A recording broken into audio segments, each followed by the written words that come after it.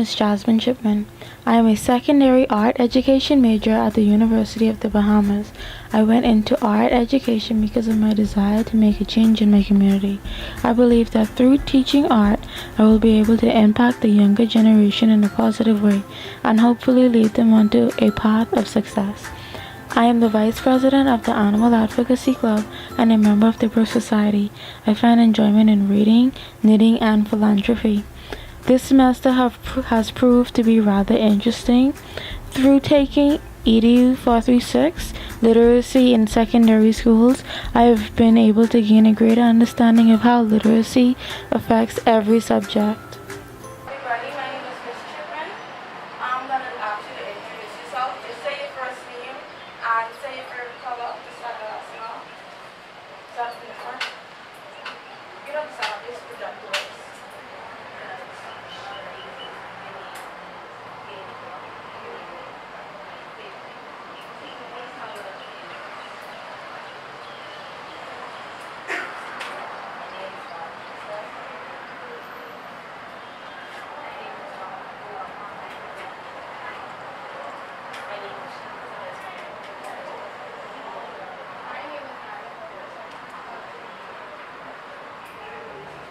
I can't hear you, sorry. My name is Elise. Aaliyah Stewart.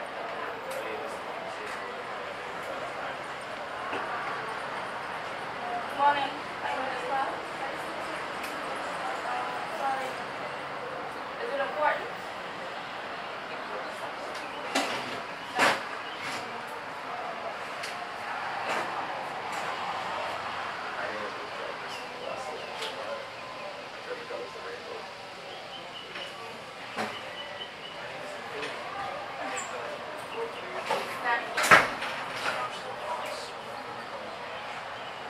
Great.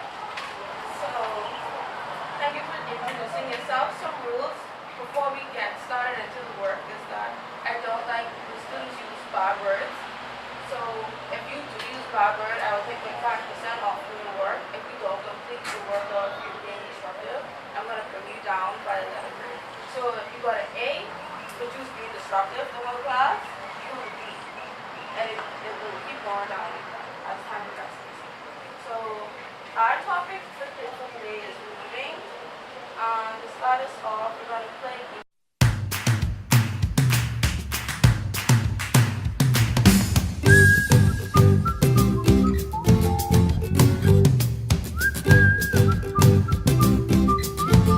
Preview.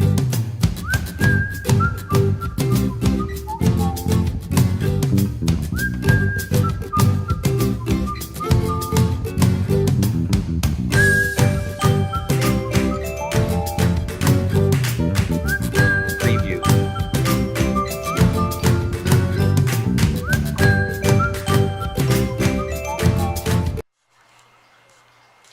This lesson was not as successful as I had desired because of bad time management, lack of equipment, and poor classroom management skills. The classroom behaved well and showed interest in the assignment with little to no interruptions. However, because I arrived late and was not completely aware of the school schedule, I did not cover as much as I wanted to during that period. The artwork produced by the students during what was meant to be an introduction was creative. It showed their ability to do group work as well as how well they understood the definitions that were given to them. From reading the definitions given by the students as well as listening to their definitions, I would state that they knew a great deal previously to being taught instead of using cedar seeds to play bingo, students used their pens to tick the box. We were able to create the looms and began to add yarn to them. Be only about an inch big. So an inch apart and an inch big. On both sides? No, just the two sides. Whichever. No, put it. Get it in your line.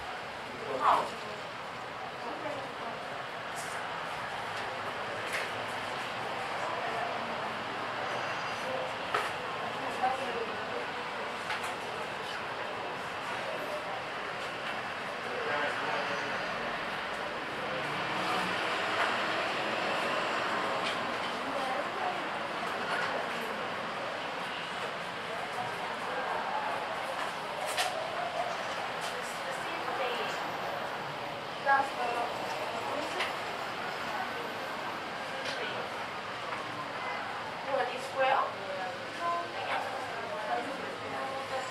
By the time we already cut these things, and then you still have to eat a little bit left over. Are we making it cut this now?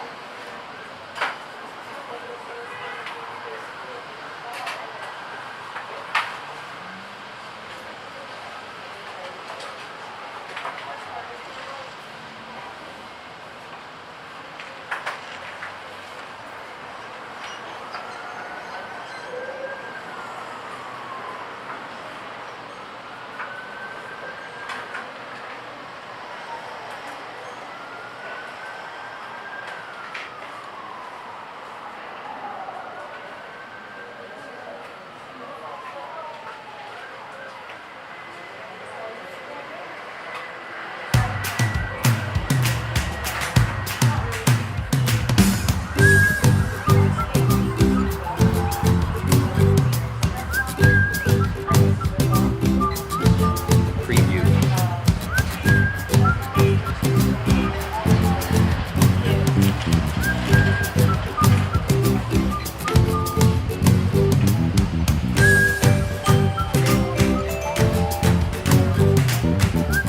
Preview. Preview.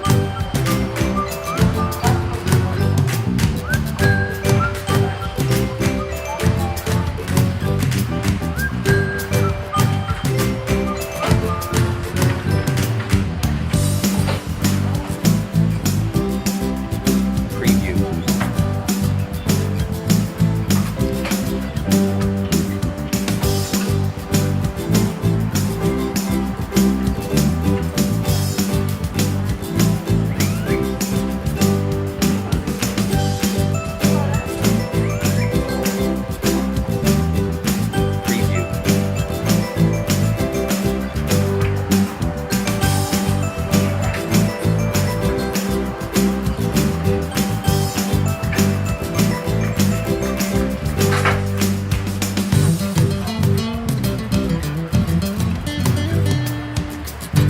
Preview. Preview.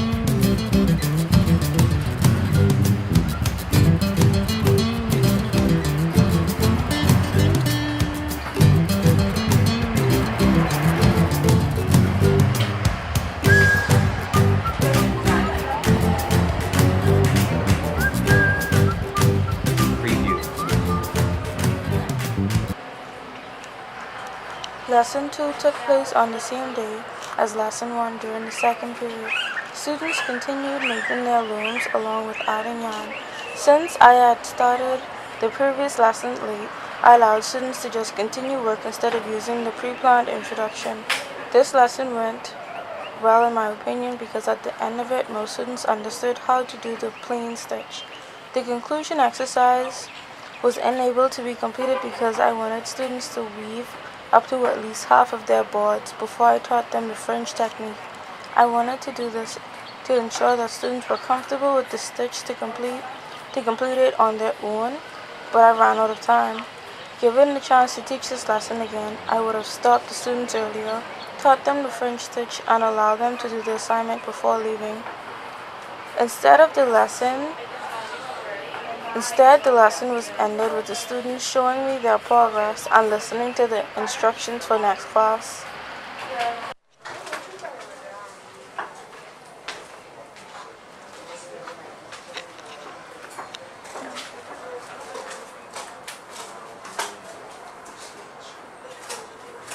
Okay, so before we start the lesson, we're going to do an analogy exercise.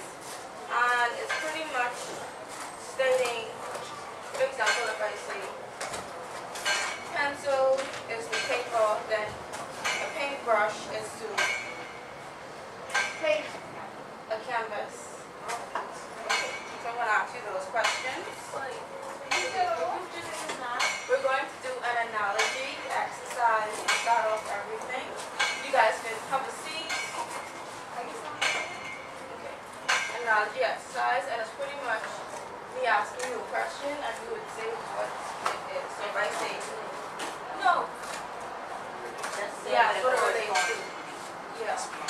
So if I say pencil is to paper, then a paintbrush is to a canvas. And this is regards to weaving.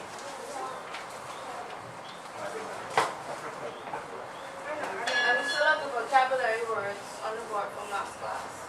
Ooh, Troy, we should sit down. Thank you.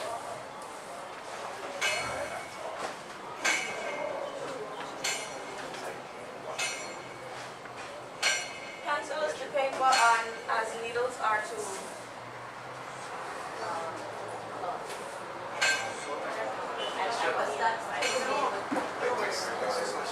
Raise your hand. Correct. What's your question? There's no microphone attached right there. Pardon? There's no microphone attached right now. I know. You can slow down. Thank you. Graphite is to pencil as yarn is to Why joy? Why not? good. But not knitting needles though. Close. Not knitting needles, but what? I. Okay. You look bad. It's not hooks. I. You look bad. What? Not weaving. Somebody else. Graphite is to a pencil as yarn is to a, and it's not a knitting needle, but it's close. Crochet. Not a crochet hook. This is related to weaving. Yarn? No. What you said? Wait, what? Graphite is to a pencil as yarn is to a Thread. cardboard. Thread. Okay.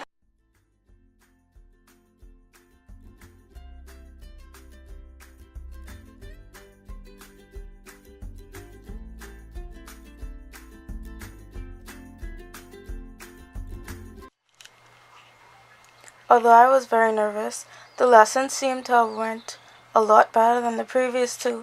During this lesson, students did the analogy exercise as the introduction exercise. Majority of the students seemed interested and were able to answer the analogies correctly, either on their own or with assistance from a classmate. For the first half of the class, I allowed students to continue working on their pieces, as most were untouched from the last class. Two students started their work over completely because of making big mistakes in the beginning and leaving the work home. Another student joined the class who was not present in the last two. For all three of these students and those who needed it, I went over the steps for creating the loom and making the plain stitches. To assure that Jessica, the new student, understood what she was doing, I placed her next to a student who was doing a relatively good job, and I checked on her repeatedly. When the second half of the period began, I introduced the students to the fringe knot and instructed them to create at least 3 before leaving the class. To conclude, students completed the association activity that was supposed to have been completed in the second lesson. Majority of the students scored 100% and 80%. The lowest percentage was 60%, however. Majority of the students mixed up the definitions for plain stitch and weaving. If given the opportunity to go back, I would restate the definitions and have a test at the end of the class to ensure that students understand fully. Good morning, everybody. My name is Ms. Chipman. And our lesson today is going to be basically on art appreciation. And for art appreciation, our topic would be Picasso. Now, does anybody know anything about Picasso? I know you was a famous artist. Yes. Anyone else?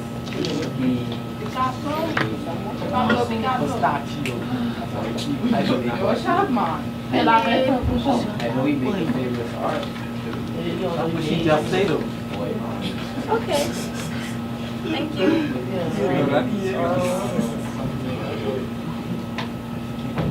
Well, I'll give you some information on who Picasso is and exactly what he did. So you guys can have a seat. Thank you. And before I start reading to you, I'd appreciate it if you got a paper and a pencil out because you're going to want to take notes for the game afterwards. Pardon?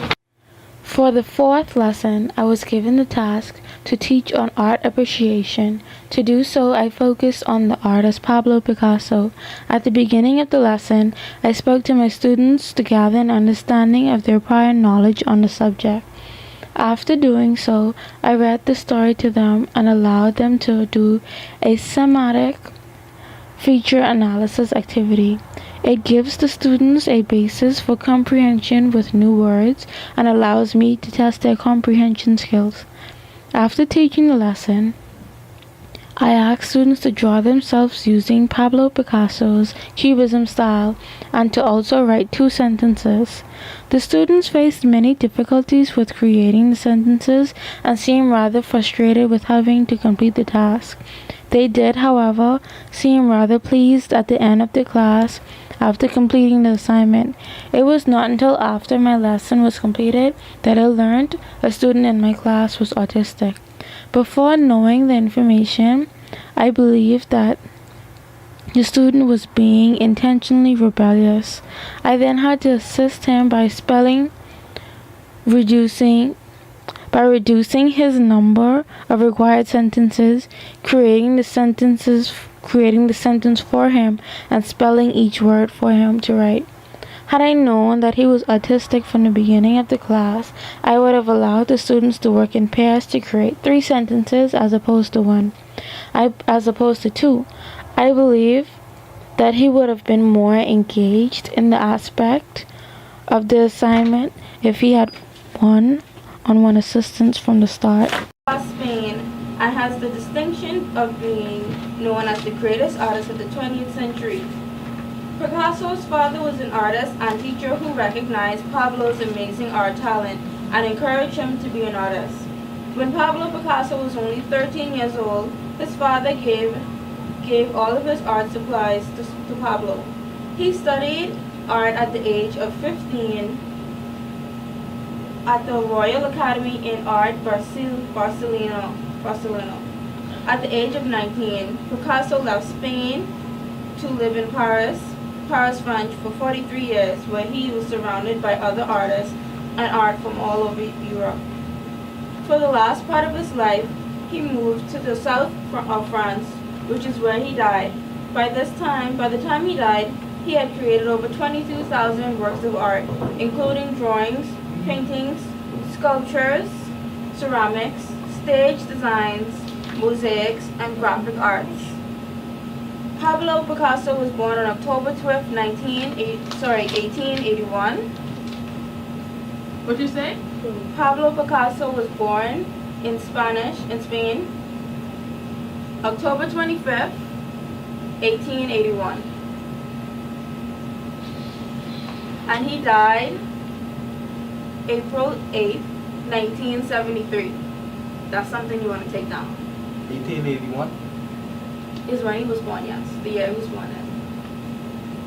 And he died. Literacy in art is something that cannot be neglected. On too many occasions, students are placed into art because it is believed to be an easy subject that does not require much skills. However, to be an art student, you are required to know how to read, write, and comprehend material in order to obtain an acceptable grade. These skills are needed for examinations, classroom assignments, and for enforcing classroom rules. To ensure that I am helping to reduce the number of illiterate students and students who are facing challenges with language, I will always incorporate vocabulary words into my lessons, encourage students to write and read more, as well as work with students who are struggling. It is my belief that if all subjects work alongside language teachers, we can help to both attain a proper national average for language and to help bring it to an acceptable grade.